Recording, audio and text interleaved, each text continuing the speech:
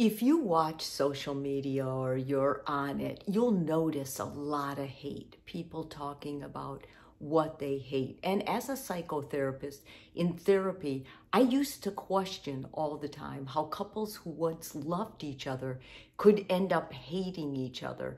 And not only hating them, but trying to get back at them, seeking revenge if something went wrong with the relationship. But now I understand more. The more I've seen people, the more I work with couples, I understand that there is a possibility that hurt turns to hate. Now you may, say that to yourself, does hurt turn to hate? And I can tell you, yes, it absolutely can. I mean, look at our world right now. There's a lot of men who are mentored to be macho. And when they get together, they don't talk about their hurt feelings. They talk about what they hate. They talk about how angry they are, because those are easier and more acceptable feelings to put forth.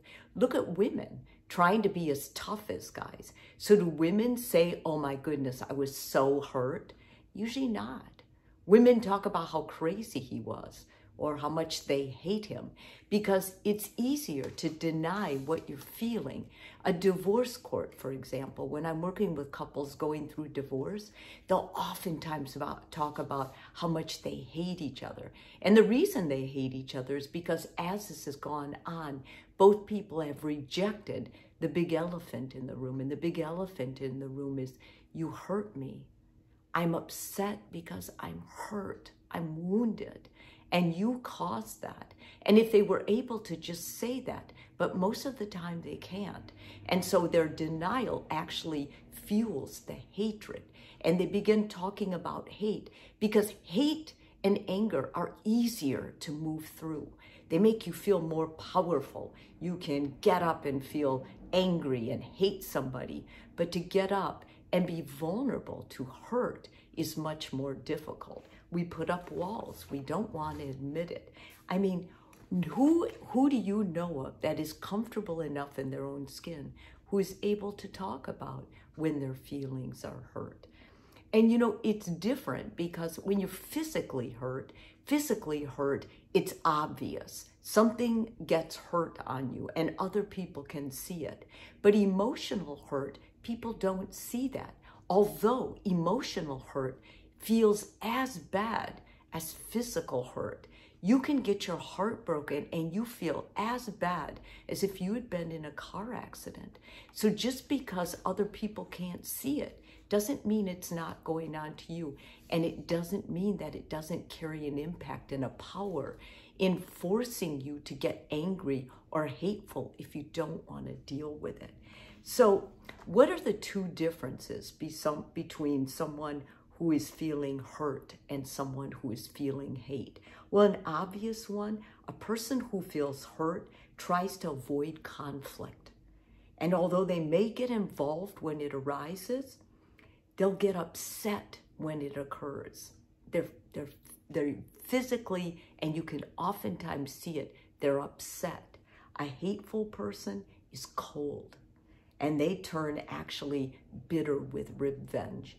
They'll tell lies, they'll work behind your back, they'll do anything to get back at the person who hurt them. And that's the difference, that's the fine line between them when hurt turns to hate. So what do you do? Well, all of us talk about forgiveness. Forgiveness is so important. And when you forgive someone, you may end up making the relationship better. For you, certainly, it's going to feel better because you're going to be free of carrying around that hurt, which could turn into hate. But it doesn't mean the other person will feel bad. Doesn't mean the other person will own up or admit what they did. If that person is too locked into their own anger and hate, they may not. So this is what you have to do. If you're trying to determine if this person has moved past hate and can actually express the hurt, then they shouldn't be looking for these things, because these are classic signs of someone who is unable to forgive. They still seek revenge. They wish the other person harm.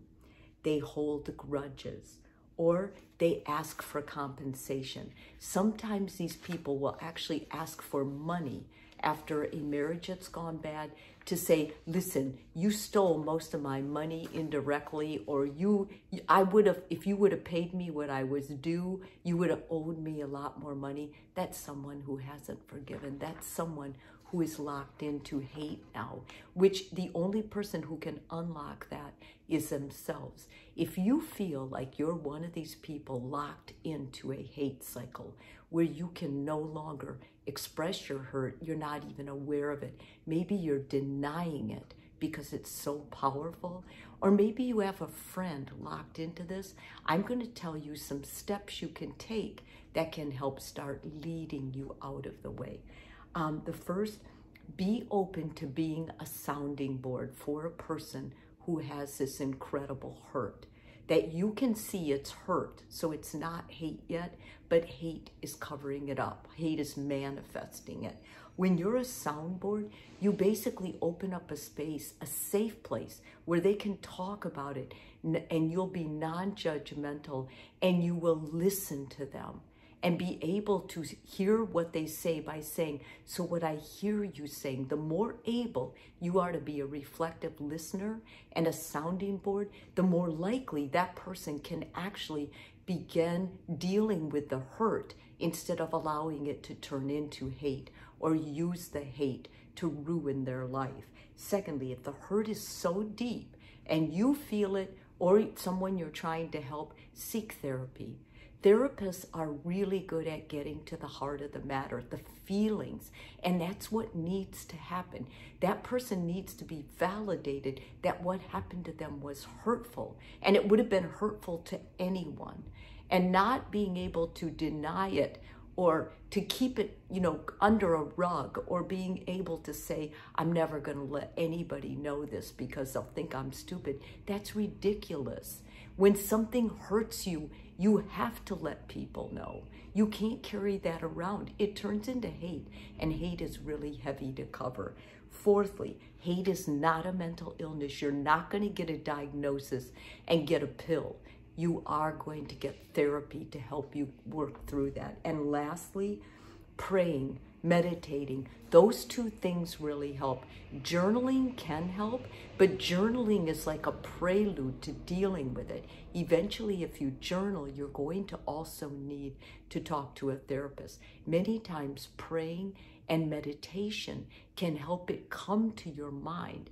And if you're in a calm state, you may be able to deal with it if you have a good friend who will listen to you, or a therapist who you're going to see and you trust with it. So my big recommendations for you are, don't allow yourself to live in this hateful place that you're in. Hate covers up hurt. It covers up just terrible hurt. And anger and hate are no match for what can come when you uncover your hurt and you can love again.